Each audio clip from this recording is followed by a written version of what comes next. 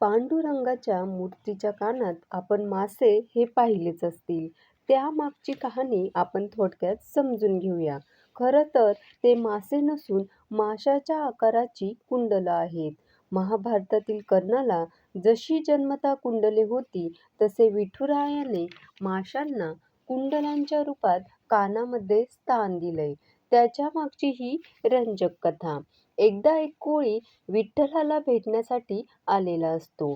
पण इतर लोक त्याला आत जाण्यासाठी परवानगी देत नाहीत, कारण तो मच्छीमार असतो आणि त्याने विठ्ठलाला भेट देण्यासाठी 2 मासे आणलेले असतात.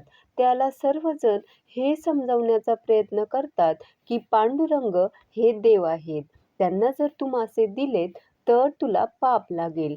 तेव्हा पांडुरंग स्वतः तिथे अवतीर्ण होतात आणि सर्वांना उद्देशून सांगतात, तो एक गरीब बिचारा कोळी त्याच्याकडे काहीही नसून सुद्धा देवाला भेटण्यासाठी जाताना रिकाम्या हाताने जाऊ नये म्हणून मासे घेऊन आला आहे.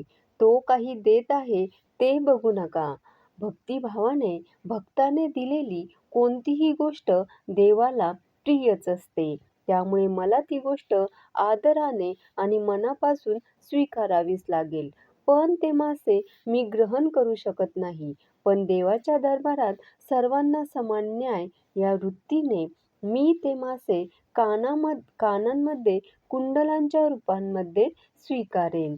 यावरूनच पांडुरंग आपल्याला शिकवण देतात की देवाच्या दारात उच्च नीच, गरीब श्रीमंत असा कोणताही भेदभाव नसतो. देव फक्त भक्ताच्या भक्तीला भुकेला असतो.